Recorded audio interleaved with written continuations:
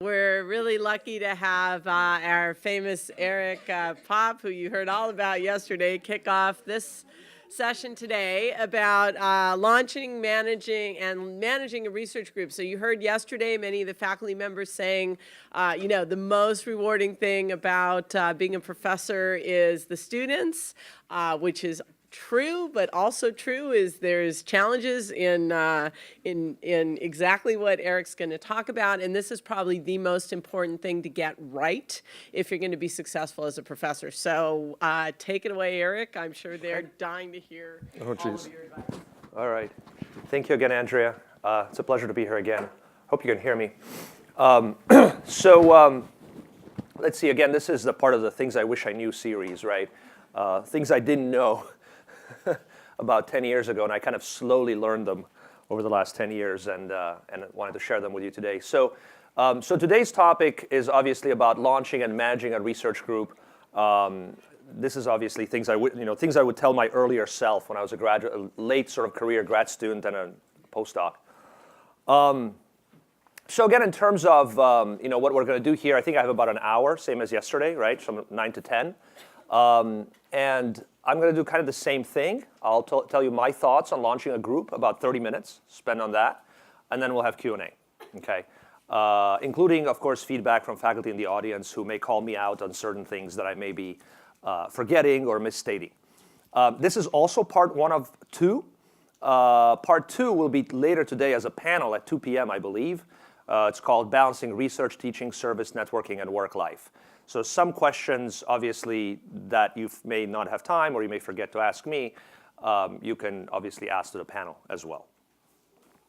Okay, so I showed this slide yesterday. As I mentioned yesterday, some of the bullets on this slide are relevant to what I was saying yesterday. Some of them are actually relevant for today. But again, publish research that people care about, hire students that get stuff done. I cannot emphasize how important that is. You don't want to hire students who don't get stuff done, Make sure people know you. That sort of happens organically, as I mentioned, but it's good to kind of go out at conferences and ask questions and introduce yourself. Obviously, as assistant professors, we need to raise some funds. At Stanford in particular, we are not judged on how much money we raise. So when people put in their tenure packet at Stanford, there's not a single entry that says how much money you've raised. Other universities have that in there. Stanford only cares about publications and what your students are doing. Obviously, if you have more money, you're going to have more students probably, right? So there's a correlation in there. But if you're the world's best theorist that works with chalk and blackboard, as I mentioned yesterday, and coffee, you don't have to raise a lot of funds, and you could be, proving something or doing some, great discoveries, and you could be basically getting by on very low funds.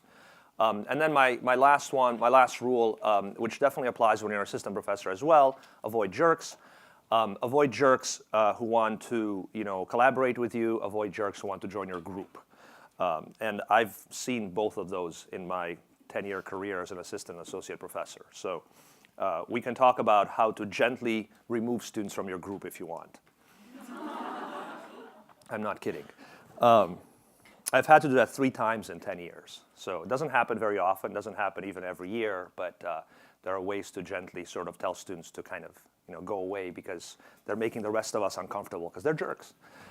Okay, so again, I showed this yesterday as well, so I'm not going to read it again. This is basically just me being extremely honest, at the risk of hopefully not offending anyone, but I just want to be very honest, sort of things that I would tell my younger self.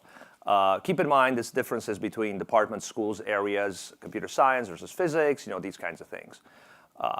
Okay, so this is where I really want to start. Now you have the job, right? It's September of, let's say, 2018 or 2019, right?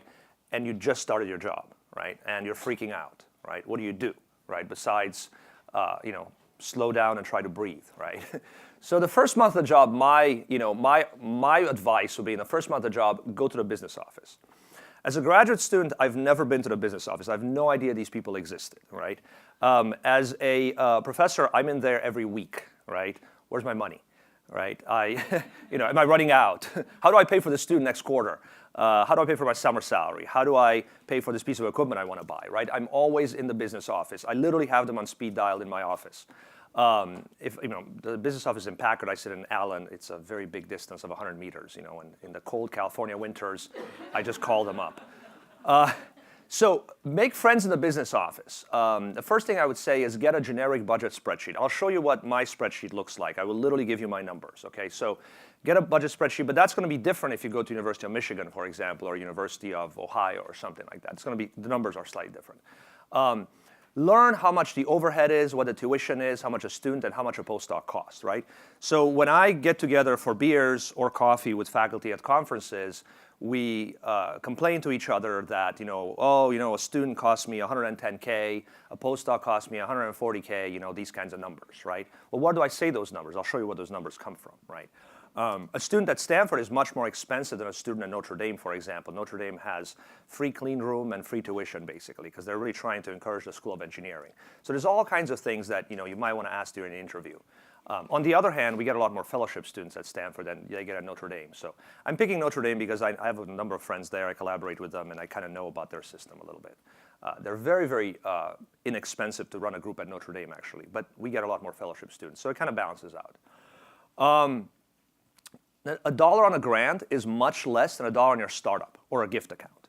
So what I mean by that is on a grant, you're taxed overhead, which is about 57% at Stanford. Most places is about the same, okay?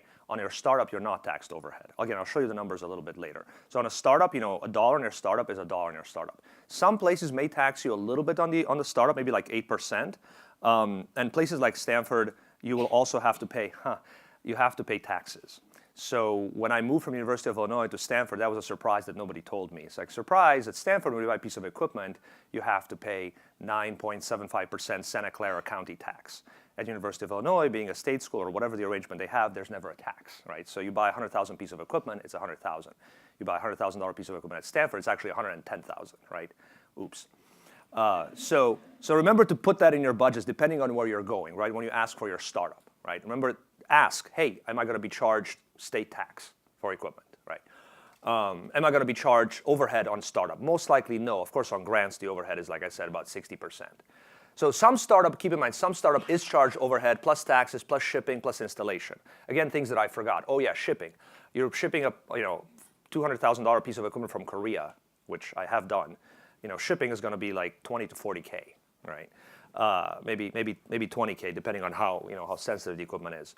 Installation could also be 20 to 40K, right? So again, you're buying a $200,000 piece of equipment. You're installing it in Santa Clara. You're shipping it from Korea. You have to pay the taxes. So a $200,000 piece of equipment could easily become $280,000, right?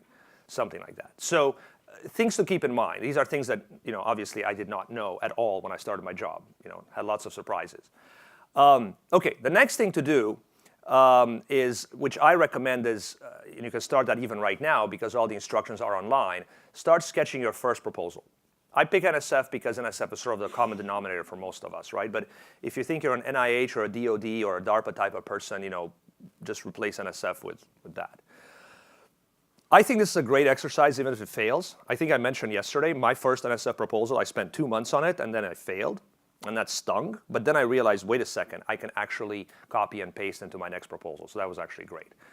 It was not wasted work at all. You need something called a 2-page NSF CV, which I'll show you in a moment. It has a very, very specific format. If you screw up 1 comma, you may get rejected by NSF. You know this, yeah. If you use et al. In your publication list, you will get rejected. Doesn't matter what you wrote in the other 15 pages, NSF will say, you're out. Okay. If you include, I'll give you later examples. Facilities, you have to write down facility. I have a 5-page facilities document which I wrote once in my life for Stanford, and then I just reuse it. So that's fine. My facilities don't really change that much. Every now and then I add a piece of equipment, but that's fine. The budget we talked about. Support letters are not necessary, but I got them in the past a couple of times, and I often get contacted by collaborators. Hey, Eric, I'm writing an NSF proposal. We're collaborating with you already. I can't really put you on the budget, but can you get me a support letter saying that we can actually use some of the equipment in your lab? Sure, that's not a problem. And we do this is sort of like done back and forth between colleagues. I've gotten external support letters. Sometimes I get them from industry. I call up a friend at Intel and I say, hey, we're doing this work with these new materials. I know this might be of interest to Intel. Can you please write a simple support letter to NSF saying, this is interesting, perhaps, if you fund Eric Popp, we're going to hire his students for summer jobs, or they usually don't like to make too many commitments, but at least they will say this is interesting, right?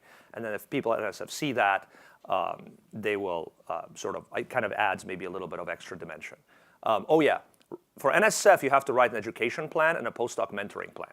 If you plan to have postdocs, this is required. If you don't plan to have postdocs, that's not required. Education plan is about 2-3 pages in the NSF 15-page format. If you're writing for Air Force or whatever, you don't have to write that. But for NSF, I would say 2-3 pages devoted to education is pretty important. And again, I've done this many, many times now, and I kind of have 2-3 pages that I cut and paste now. So I change them every now to sort of say, hey, look, I just graduated this student who, got this award, and it was funded by previous NSF work, so I brag a little bit, about past work to show future whatever results. But that's kind of what I do right now. So what the NSF proposal ultimately is this one-page summary. It has to have the intellectual merit and broader impacts. Those are 2 sections that NSF requires. Again, if you forget those, literally you have to label them. Intellectual merit, : broader impacts, : If you forget that, you're out. 15-page proposal plus references. References are not counted in the 15 pages. If you have an et al. In the references list, you're out, right? You have to list all the author names, all the titles. Just make sure you set your endnote settings or whatever you're using, Mendeley or whatever. Just make sure you set them to super anal. Those are the settings that you need to use. Yeah, in mine, yes. It's the NSF setting, yeah. So this, like I said, this took me about 2 months to set up because I had no idea what I was doing. And, well, I shouldn't say I had no idea. I actually got example proposals from friends. So when I was an assistant professor, one of the other friends that I made besides the business office, I went to assistant professors who were in their 3rd year, let's say, and I said, hey, can I pretty please look at your first NSF proposal? First successful NSF proposal. Don't give me the failed one, give me the successful one, right? And it doesn't matter what area they're in, and if they're, if they're pretty comfortable and if they don't really, if they say no, it's fine, right? But if you ask a bunch of people, I think I had about 5 or 6 NSF career proposals to look at when I was preparing mine.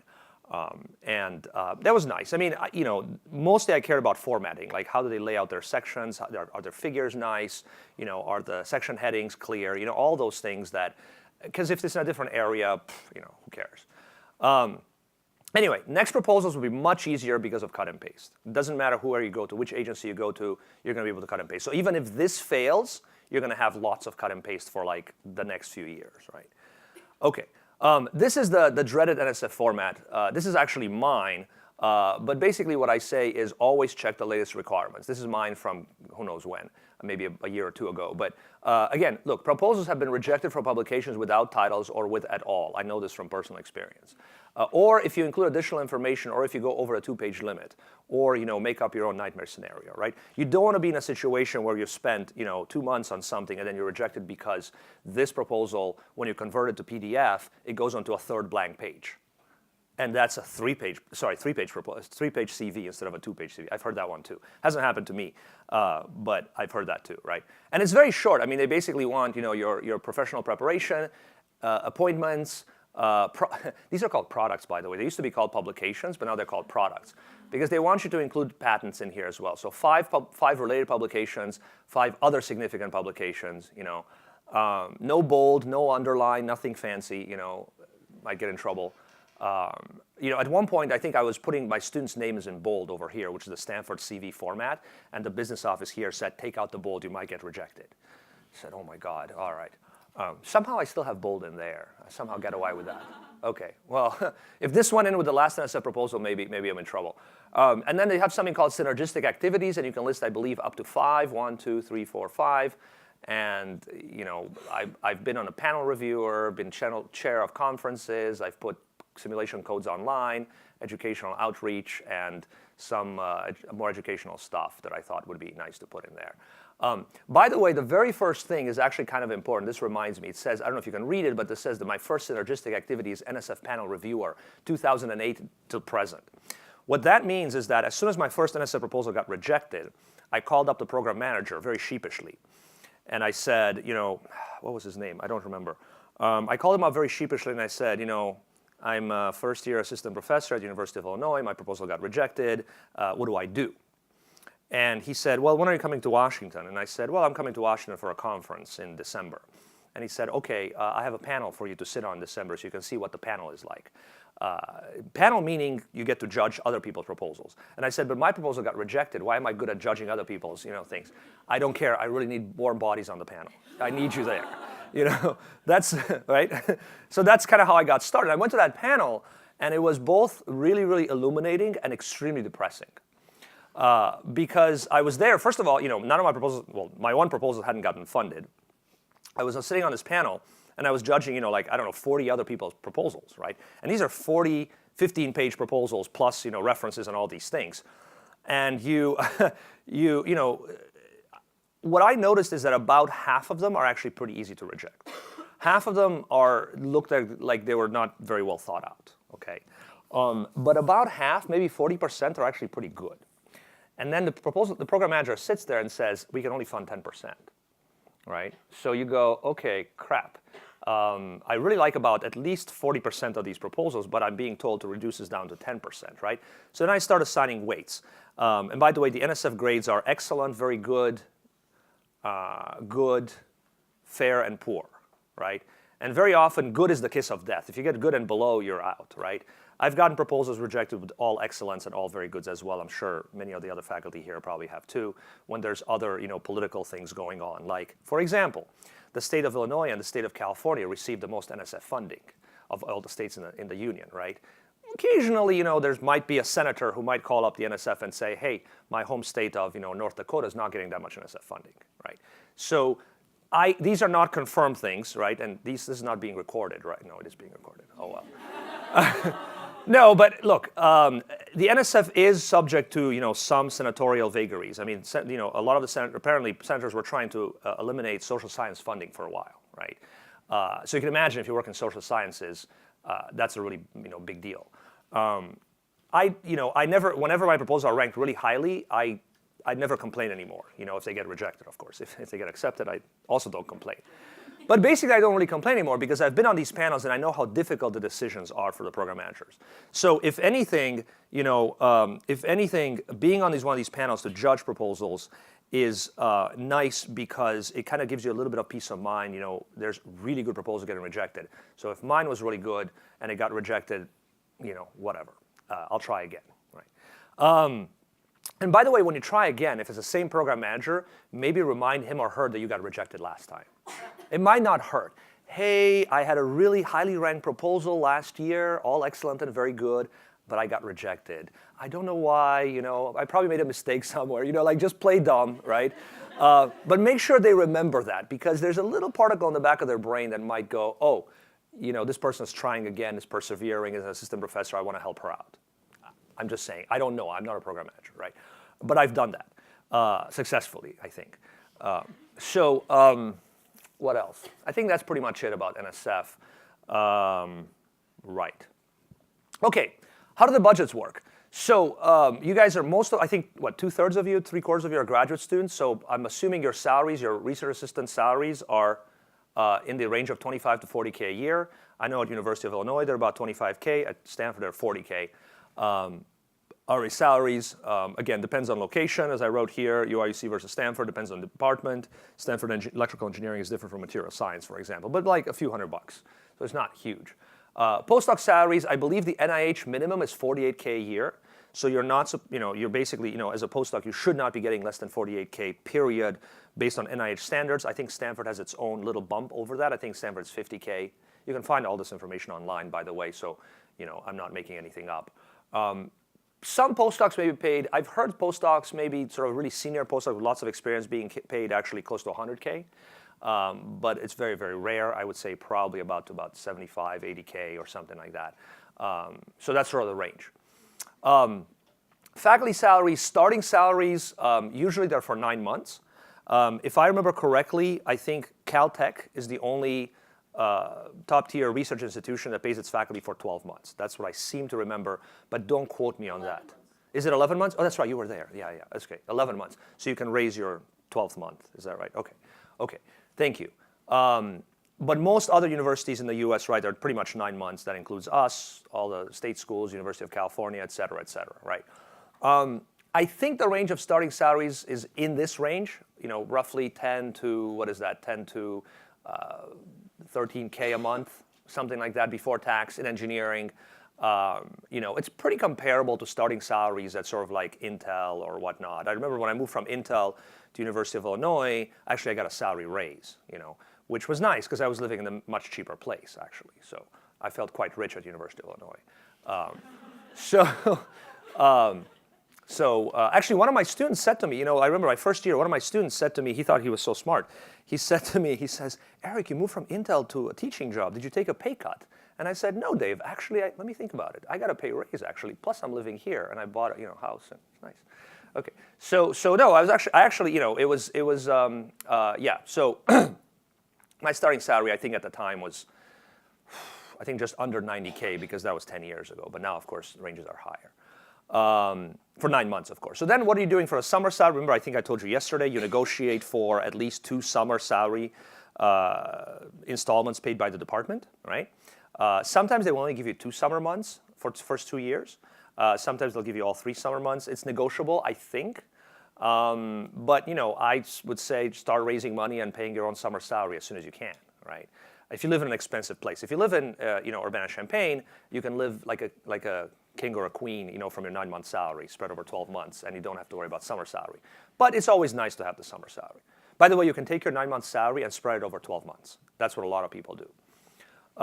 Okay, so to give you hard numbers, if I have to pay somebody $100 of salary, I have for an RA I have to raise $279. For a postdoc I have to raise $233, and for myself I have to raise $220. Roughly, that's the multiplier. So 2.8, 2.3, 2.2. This is the multiplier to give somebody $100 in salary. How do I arrive at that? Well, for RAs, tuition is charged. It's a 60% tuition, but that's roughly what it works out to be on $100 of salary. Benefits are, again, a percentage of the salary. Notice that graduate student benefits are lower, they're cheaper at least than postdoc on faculty. I guess they just assume that faculty get sick more often than graduate students. Or postdocs get sick more often or something like that too, right? So grad students are not, they're pretty healthy, so. I don't know. I have no idea how these numbers are arrived at. No idea. But they're online, you can Google this and you can find it. Travel, roughly for $100, like $5 for travel for RA postdocs. Unfortunately, I rake up the miles, so that's a little more travel for me. And then I don't go much into the lab, so I don't really have lab expenses. But RAs and postdocs, roughly for $100 of salary, I end up with about a quarter of their, roughly 1/4 of what I pay them in salary ends up actually roughly that's what the lab and materials are. Oh yeah, overhead at Stanford is 57% on everything except the tuition. So this is also type of taxation. This is a different type of taxation, so they don't double tax you on tuition, I guess. 57% on everything minus tuition, that's roughly what it works out to be on $100. You add this up, that's a multiplier of 2.8 for graduate students, right? 2.3 for postdocs, 2.2 for my summer salary. Okay, real numbers. So, average RA salary in EE is $40,000. By the way, I just got these numbers like a week ago from our business office, so I know they're correct. This is the average RA. This is average between the pre and post quals RA for us. So there's 2 tiers, pre and post quals. I actually took an average of the 2. On a grant to pay an RA for a year, this is including summer salary, of course, I have to raise about $112,000, right? This much for tuition, this much for salary, that little for benefits. Some travel, that's basically like a conference, maybe 2.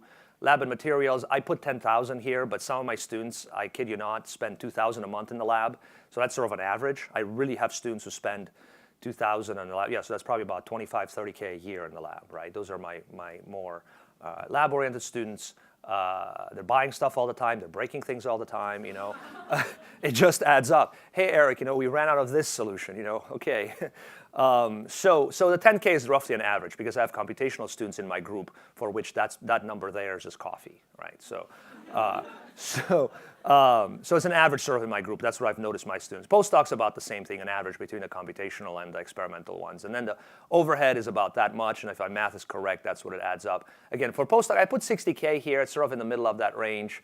There's no tuition for postdocs. So, some people will basically say, at some universities, they will say a differential between paying a graduate student and a postdoc is actually so little that they would rather just hire postdocs. That's what they actually say.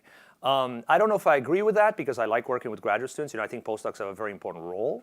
But, I've heard that said by other faculty. I've actually never said that, and you can see sort of the difference here. I just used 10K as a starting salary for faculty if you're like at the lower end here because it makes for nice round numbers. But if you're sort of paid at the lower end of this range, you have to raise 30K for yourself for the summer. You really have to raise 64K on a grant, right? Or it's actually spread over multiple grants because not one grant will allow you to put 3 months of summer salary on it. I think the cap is probably 1 month. I don't have any grants that pay more than a month of summer salary. There might be some grants that cap you at half a month. So half a month to a month. So you probably need about at least 3 grants to actually cover your full summer salary at the same time. Or you can be doing other things in the summertime like consulting or teaching or other things that could also cover up your salary. Okay, so this is an incomplete, by the way, so I've talked about all the scary stuff about money, which I didn't learn until literally like my first 6 months in the office. When somebody gave me a spreadsheet, I said, oh, that's what the numbers are, right? So where does the money come from, right? The money comes from, you go to DC with a tin cup, or you go to a company with a tin cup, or you have a rich friend who is subsidizing your research. That's, by the way, probably that would be my favorite, but I don't have that. So I need a billionaire, sponsor. Anyway, so where does this come from? I really strongly recommend going for grants specifically geared at new faculty. I did pretty well with these, and I realized the reason I did well with this is because I was not swimming in the deep end of the pond, right? When you're competing with other assistant faculty, you have a chance.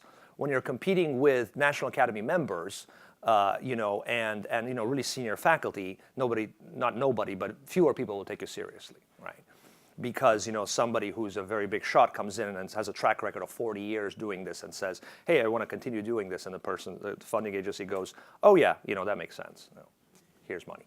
But if you're specifically applying for grants aimed at assistant professors, you have a real chance, obviously, because you're just fighting against. It's like being in boxing, right? You're fighting against your own weight class, basically. NSF is something called the CRII grant for new faculty. This is actually pre-career, so I put it at the top. This is assistant professor in CS and computer engineering in the first 3 years. I think there's something equivalent aimed at more, double E's in physics, but I on a quick search, I didn't find it. So that's sort of like a really, really little grant. You're supposed to have had no other grants before you can apply for that, right? So that's like, that didn't exist, by the way, when I was applying.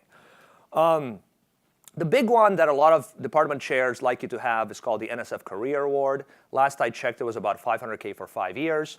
Notice that at Stanford, that doesn't even sponsor one student for 5 years, right? If you're a different university, that actually sponsors more than one student for 5 years, right? But a certain university that actually doesn't sponsor one student for 5 years.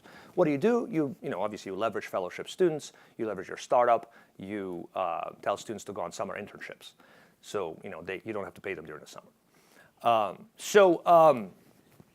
Okay, and by the way, you don't have to tell students to go on summer internships. They really want to do that. So that's not a chore, by the way. I have students coming to my office saying, I have an offer from SanDisk. Can I go? Can you finish your paper by June and then just go for 3 months? Okay, fine.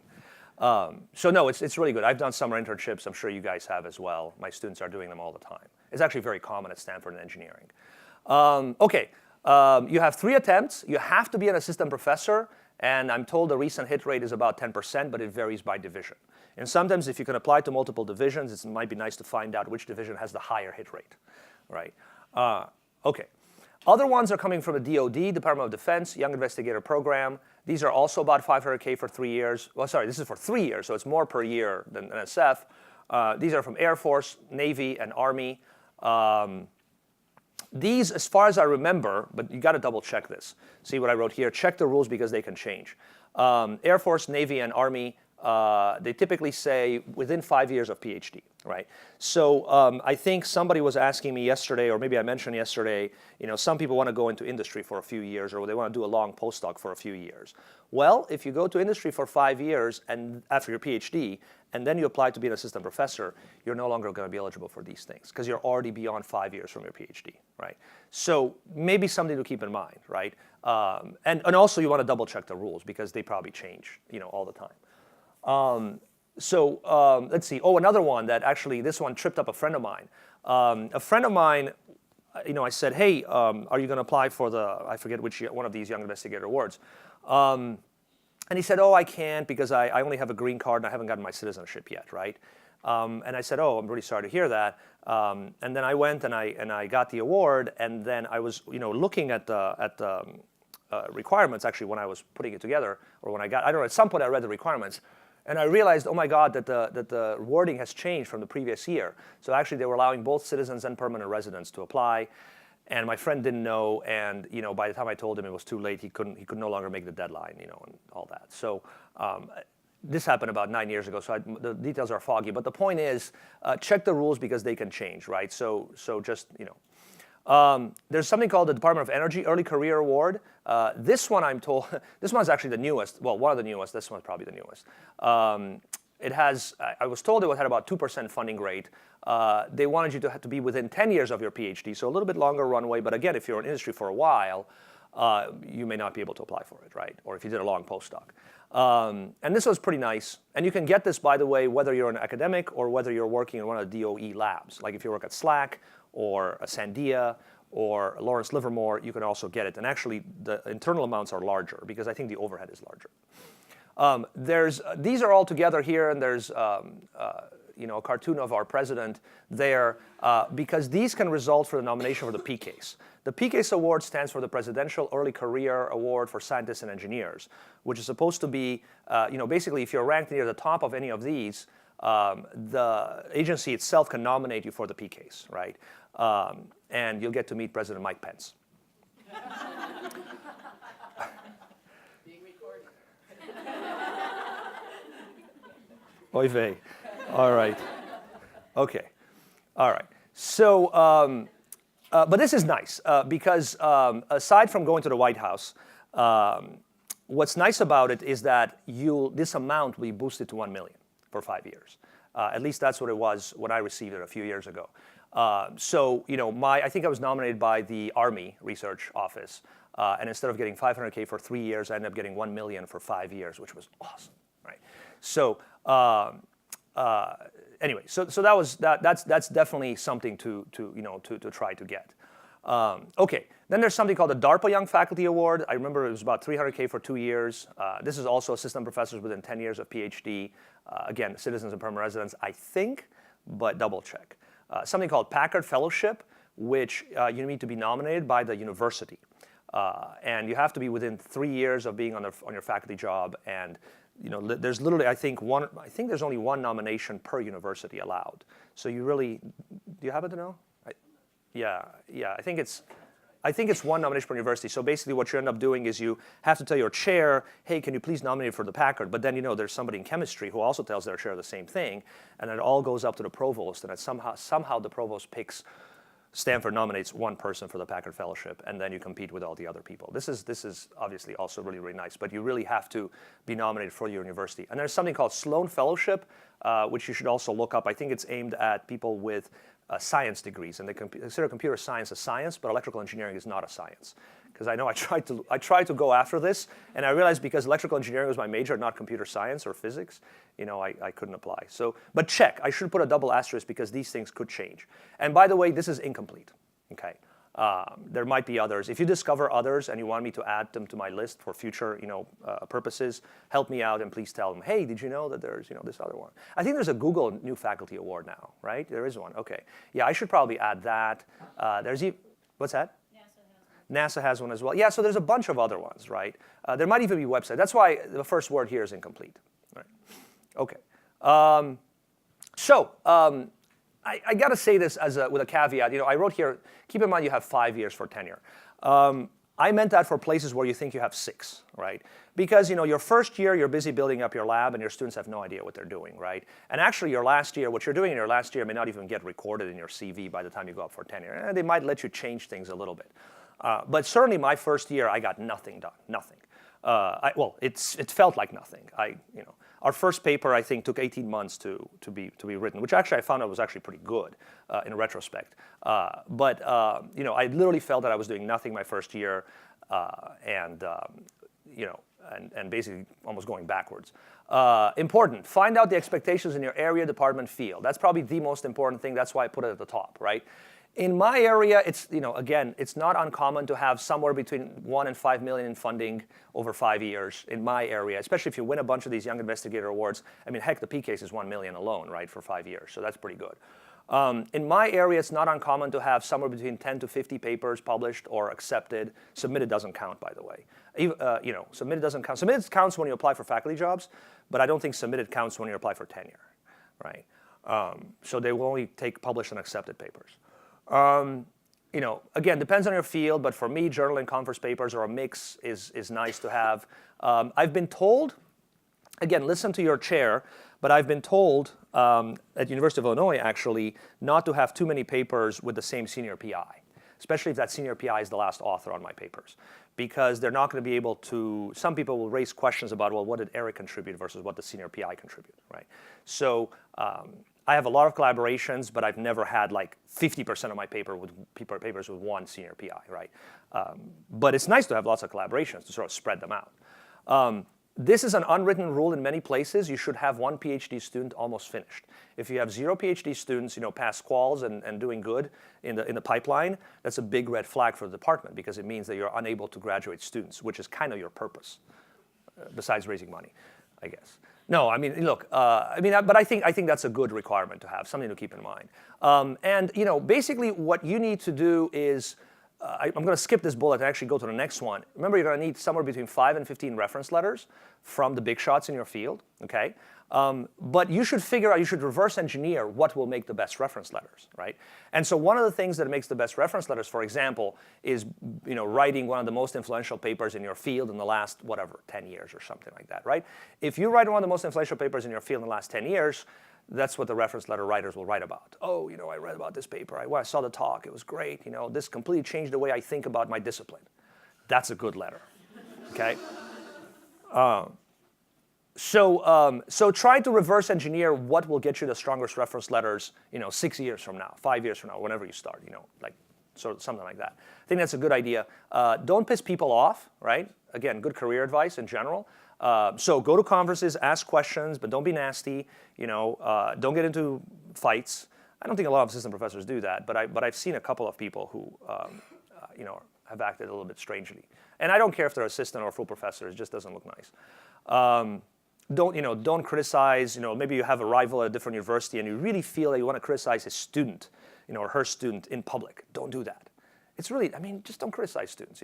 That's maybe in private. Hey, I think there's a mistake on your slide number 7. You can tell them that at the coffee break or something like that, right? But don't try to be nice. And then be visible in your professional community, whatever that is. IEEE for me, MRS, ACM, APS, maybe for some of you. Sign up to be on conference committees, just like you go to NSF. These are all synergistic activities that ultimately go into your NSF resume, right? Apply for IEEE senior member. You can get it 5 years after your PhD. So you can apply for that, in fact, even before tenure. It was almost like a requirement for me. Somebody called me up and said, you're eligible for IEEE senior member. Do it now. Okay. Department chairs like these things because they can brag about how many senior members and fellows they have on their, on their rosters. Mentoring. This is really important. So how do you ask for mentoring? So you should be assigned a mentor by your department. If you don't get one within the first month on the job, ask for one. But I think you should get mentorship from several sources. My best mentoring experience came from associate professors who recently went through tenure, basically, right? I guess people who are my career stage right now, because we've seen it all, but I still remember, struggling on my first proposal, right? I still remember, all these rejections that I faced early on, right? So I really got along with associate professors recently past tenure. But sometimes it's nice to be mentored by, assistant professors who just recently wrote that career proposal that you're about to write or whatever. Then again, it's nice to have mentors who are full professors who can basically help you say no, right? So the department chair says, hey, I want you to serve on this committee. It's going to take 20 hours a week for the next 50 weeks per year, right? And you're kind of new and you don't know if you should say no, right? You should say no, right? But it might be helpful to have a full professor on your side who can go to the department chair and say, listen, leave this person alone because he or she is building her lab right now and maybe put her on the committee next year or something like that, right? Time-consuming committees can be the faculty search committee, the admissions committee, obviously. Admissions committee, by the way, is a good one to be on. So even though it's a little bit time-consuming, I would actually recommend being on that one, right? There's a bunch of other ones. If you're interested in the material, do it. But especially if it seems to be time-consuming and you're just not that interested, find somebody to help you say no, if you can't say no yourself or you don't know when to say no. So the full professors can help you protect you from honors committee requests, et cetera. And again, it's nice to have mentorship from people outside the department or the school as well. So you can go out to lunch with somebody, let's say in chemistry, who doesn't know anyone in engineering, and you can compare notes and you can kind of chat and get mentorship that way. Other thing that I've learned is, and luckily this was definitely the case for me, but I've learned that it's once you get to when people start asking for tenure letters, try to find out if you can influence that process. And what I mean by that is most places will say, no, we're not going to get your suggestions. But give us a list of suggestions, right? Tell us what the top 20 people in your field are, right? We may or may not use the list, right? But just getting that list of 20 people is actually nice, right? And then the department chair or your mentor or whoever is going to do something with it, you have no idea. I still don't know who wrote my reference letters. Except for maybe 2 or 3 when people approached me at conferences and said, hey, Eric, I wrote you a good letter. Okay, thanks. But I don't know who the others were. I gave a list of 20 people, and I don't know what happened to that list. More advice. I learned a lot from these links. The best link is actually this guide from HHMI, the Howard Hughes Medical Institute. It sounds medical. It's actually really good for everyone. They literally have a chapter on, how to manage your lab, how to fire students, all these things. Read that. It's a very, very good book. I happen to find an advice for new physics faculty at MIT. It's like a little PDF. I just linked to it here. I think you're going to get these, so you can just get the links. And then Steve Centuria is actually one of my mentors from MIT undergraduate. He's a retired MIT professor right now, and he blogs. He even wrote a book. He actually wrote a book about being an assistant professor, presumably based on his experience as being an assistant professor in the 70s. He has some nice, on his blog, he has nice, advice on picking good problems, how to, 5 tips for making tenure, I haven't read his book yet, but I bought it for one of my former students who's an assistant professor right now. So I probably should read it as well. Okay. This, by the way, this slide was inspired by this article from our own Graduate School of Business, GSB Insights, 3 Things All Good Bosses Do. So keep in mind, as a professor, you're the boss and the leader of your group, right? It's not something you learn in grad school, right? It's a bit like running a small business. You have to raise money, spend it, hire, and fire people. Hopefully not a lot of firing, but occasionally you have to gently tell people to leave the group, nicely. Apparently, these guys at the Graduate School of Business said that research shows good bosses have 3 traits. You set the vision, you drive the results, and you manage the career goals of your students, or group members, I should say, because that includes postdocs, right? Basically, this is not me making this up. This is actually based on this article, but I thought it was actually quite appropriate, so I included a full slide on it. My advice, again, don't be a jerk, don't hire jerks. I think that's good life advice. Okay, that's it. I will take questions.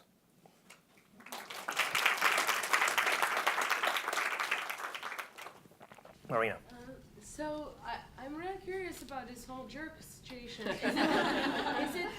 It's a joke. It's more of a joke. I've run into very few.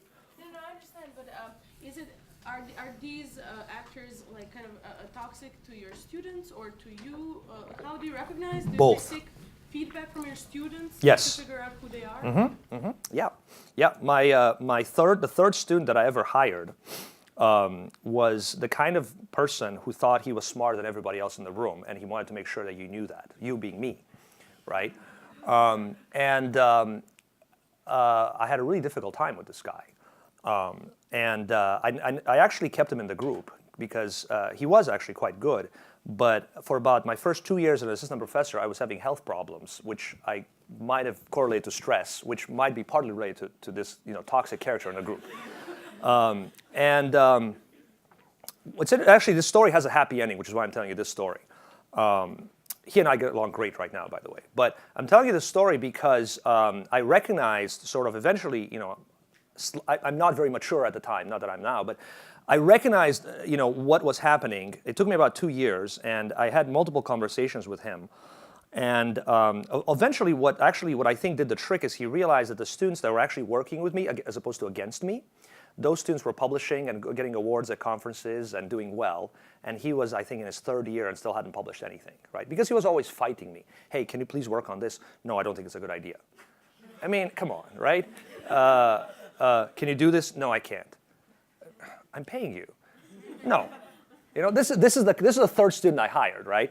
But then by his third year, he suddenly came around and he published a paper that has hundreds of citations right now. And he is now doing really well. He's actually probably one of my favorite ex-students right now. You know, so that's what I'm saying. It's a very happy ending here. And we still collaborate. I wrote a reference letter for him like last week, a really strong reference letter, by the way. You know, so you know, I don't know if the other students told him, hey, you know, I think you're making our advisor's life miserable or not, because they never told me that.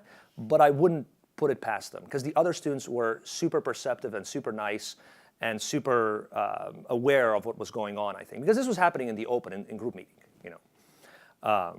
So yeah, so that's one example. Yes? I just think this is so important for other faculty to weigh in on, because it's probably the most important thing about being successful in your research group is avoiding jerks, but more generally getting great students, and more importantly, recognizing when things aren't working out. And that can be either because they're jerks or because they're not getting stuff done. Both of those are critical. Right. And like Eric, I've probably let a few faculty or students go in my group over my 20 years as a faculty member. By the time I realized I should let them go, I probably should have let them go 6 to 12 months earlier than that, so figuring this out really early on. And jerks aren't necessarily apparent, because there can be this like passive-aggressive syndrome. I just had a student like that. And so just it's difficult. It's the hardest thing is to fire students. Just like the best thing about this job is students, the hardest thing is firing them. But it is the most critical thing to being successful in building up your research group. And they really, not only did they take like 3 or 4 times more energy and emotional toll on you than they should, than your regular students, but it also hurts the group, because the group members know when things aren't working out with the student or when they're not being productive. So I just think it's really critical very early at the very beginning of your faculty journey. Think very hard about, you know, every single one of your students. And if you're having doubts, like, I'm not sure this is going to work out, probably you should have let that student go 6 months before you started thinking about it. So I don't know if there's other faculty in the room want to comment on this. Stephanie's new. Yeah, I can also add to this. I think, especially when you start out, right, you're never sure, is it me, is it them, is it me, is it them, right? So for me, it was really important just to start with a couple of people, because then you can really see where the gradient is, right? And this person's really exhausting, like these people are doing really well, as you said. And then I think especially this passive-aggressive, oh, I know better, especially if you start with a postdoc, right? They have also finished PhD and you also just finished, right? So they might have a little more trouble kind of seeing you as the advisor, so I think there it gets like a little bit difficult. And I agree with you, it's just sucking all the energy away from you, right? So you want to have that person fade out and find a new position. And as women, you know, implicit bias is going to come in even among your students in terms of how they view you. So it's even more challenging, I think, for women faculty when they're young and early in their careers to recognize this. Yeah, I wanted to comment on that same thing. As women faculty, a lot of times we tend to, at least a lot of women faculty that I know, tend to be the recipients of people who need help, who are, you know, having a bad experience in one of their groups, want to switch, and you can't be their savior in your first few years. So if there's somebody who's really struggling in their group, which I've had a few of those come and want to join my group as I'm getting started, now is not the time for you to be, you know, saving someone else. It's a really important time to make sure that each one of the students that you invest your precious startup dollars in are going to be helping you move towards your tenure. The only thing I would add is that there are some things you can do to get your group working really well for you. Be really clear about expectations. I'm sure, Eric, all of you could add things, but be aware that this isn't just, it doesn't just happen naturally without anybody ever telling new grad students what they're supposed to do and what success looks like. So back to Eric's points about setting goals. Think about the group dynamics, think about the group processes, and sort of set the tone in your lab, and if you do it explicitly, it'll really help people behave well together. Karen. So on the flip side of that, how do you know what students to hire? Like, how do you discern who's going to be a good student? I've asked that question to people with 30 years more experience than me, and they say they don't know. One of the things that, obviously you can go by resumes and all this stuff. One of the things that I do is I try to call up their former advisors on the phone, right? The other thing is, which was suggested to me by a colleague here in mechanical engineering, actually Tom Kenny, who you may know. Basically, he once said, make sure you have students in the group that you want to have at your home for dinner. That's what he said. Like if you're comfortable having them at your home for dinner, then it's probably at least socially that's a good thing, right? Obviously, but in terms of technical stuff, it's hard to tell, right? Even the track record could be amazing. You call up their former advisor, right, and they say this person was amazing. And I've had students actually here at Stanford. I've had students who had amazing track records, and then they came to Stanford graduate school, and then they relaxed. It's like, oh, I got into Stanford, that's it. I'm just going to coast for a few years. And I go, but you were so amazing in undergrad. You did all this stuff. I'm just relaxing right now, right? So sometimes you cannot tell, right? I mean, this was not an actual conversation, but this was sort of like the imaginary conversation, No, there was actually conversations as well. People are burnt out. I've actually noticed this. I was a graduate student at Stanford too. I came from MIT. I was actually burnt out, I think, my first year in graduate school. So I'm a little bit understanding. If somebody comes to grad school and they're burnt out their first year, I just let them struggle with quals, and all that. But struggle, or at least deal with quals. But that does happen, right? So how do you recognize burnout? I mean, you've probably had it, So, but I don't know if there's other advice about hiring. So one thing that I've found is essential is really working with them. So I teach a first-year graduate course in my field in wireless fall. And all the students that are interested in joining my group, I say, take my course. There's an optional course project. And the basic idea of the course project is define a research problem and make a little progress on it. Now, that's not all students can do that in their first quarter. Rotation programs can also work, but not always, because again, this is their first quarter, and if they're not prepared and they're undergraduate coming in, they may not be able to do anything significant their first quarter. So then I say, okay, you're not ready to do this now. But the only way I found to be able to judge students is actually working with them, seeing if they can formulate problems and work together. When I was at Caltech, we had to admit students into our group. It was such a small place that there wasn't this opportunity to observe them for a year or two, and that was very hard. It was much harder to determine if students were going to work out or not, so I was just a lot more cautious. But it's tough, and that's why you need to have the flip side skills of recognizing when things aren't working out, because it's very hard to know. I don't know if other faculty want to weigh in. I just want to say it's the same at the University of Illinois. We admit people into the group basically there, whereas at Stanford we actually have these rotation programs, so there's not really much commitment the first year. So schools are a little bit different in that respect. Yeah. Question? So in this respect, have you ever seen cases of students who weren't working out very well initially, let's say the first 1 or 2 years, but then got significantly better? Yeah, I think that's the original example I gave to the question over here, that I've seen that happen, yes. Yeah, I have seen that happen, but only once. Yeah. Let's talk about something else. Oh, did you have a comment? I was just going to bring up one more comment from the panel of senior women last night. Uh-huh. And I can't remember who said it, but she said, I let my students pick me. And I think that that has worked really well for my first group of students, which is sort of a hindsight, but if you project a lot of enthusiasm about your projects and you're really passionate about it, and you find a couple of people that are going to fulfill the key roles that are going to do those projects that you're outlining in that first NSF proposal, and you can see exactly what skills is it that I need people to have to hit the ground running, and then they are excited by your enthusiasm, then there's a good chance that you can work well together. Yeah.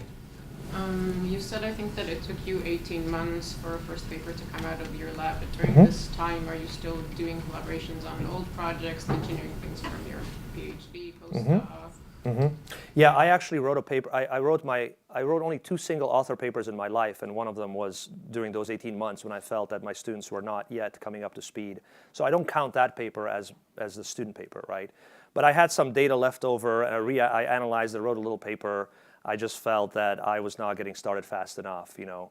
But yeah, I think the first student paper took about 18 months, and this was a pretty experimental paper. I mean, you could imagine the first like 8 months we're just setting up the lab, I think. So I don't know what's a right timeline, but I think it's probably a good idea to have at least 1 or 2 papers published by your third-year review, because you probably have a third-year review, right? And you want to show something, right? If you have absolutely nothing by your third-year review, that's probably not necessarily good, right? But you know, it really heavily depends on the area, right? Because it depends on how long it'll take you to set up the lab. Yes, in the back. This was something that was brought up a little bit yesterday. I was wondering if you could elaborate on, while you're doing all of this, what do you do to create new collaborations when you're at a new institution, especially if you're doing interdisciplinary work where it kind of requires that you're working in other labs? Somebody told me, always go to lunch with somebody else every day. That's what I did. I literally went to lunch with all kinds of people in all kinds of departments, from nuclear engineering to my own department. I think I had lunch with all 100 faculty in EC at University of Illinois at some point. You know, it's just like a personal challenge, you know. So I think that's probably the best. People are busy for dinner, you know, they have families, whatever. But sometimes, you know, you have speaker dinners. You know, somebody comes, gives a talk, you get to meet more colleagues there. But lunch, everybody tends to be free for lunch. Or coffee. Yes? You mentioned not to have too many papers with the same senior co-PI. Would you consider quadvising a student immediately with another? That's fine. I think that's fine. Yeah, I would. The arrangement that I made when I co-advise students, and I still kind of make that arrangement informally, is I say, look, we're going to co-advise a student. First of all, we have to agree, are we 50-50 or are we 60-40 or how are we doing this? But what I've done in the past, which worked out pretty well, is that one of us has to be on paper the main advisor. But what we do is if we're pretty much 50-50 paying for the student, what we do is we rotate who's going to be corresponding author on the student papers. Right? And if a student has an even number of papers, then it works out evenly. If a student has an odd number of papers, you know, who cares, right? It's okay, plus or minus, you know, 1, right? But I've done that, yeah. And that worked out fine for me, and everybody's happy, and the students all, you know, the student gets all the credit anyway. I mean, it's more about the student getting the credit. But as an assistant professor, yeah, you know, I actually, you know, one of the papers that I wrote on a co-advised student actually ended up in my top 5 papers that you submit with your tenure package. I submitted with a tenure package, and I just wrote a little paragraph sort of explaining what my contribution was, and that was a co-advised student and whatnot. I think I just wrote like literally 3 sentences about it in my research statement or somewhere, you know. Yes, Emily. When you talked about, you know, going to Washington and randomly meeting a couple of people, how do you start to meet? How do you like start to do that outside of the context of like direct proposals and explicitly being on a committee? Because I think some of us maybe have had internships, but not so much involvement with government stuff. Yeah, the way I did it is I asked senior professors to introduce me to program managers. So when the Navy program manager came to Urbana to check on someone's project, I said, hey, can I, you know, be the fly on the wall in the room, you know, kind of thing, so I can meet this guy at lunchtime or something. And then the other things that I did is I literally just cold emailed or cold called people in Washington, right?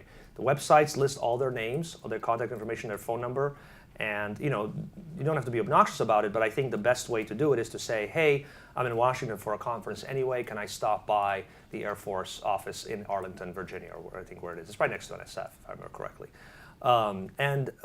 You know, they ignore you for the first two times, but the third time is the charm. No, some people are actually quite responsive. But some people are really busy, or some people get overwhelmed with assistant professors beating down their door, and they just want to, you know, just push back a little bit.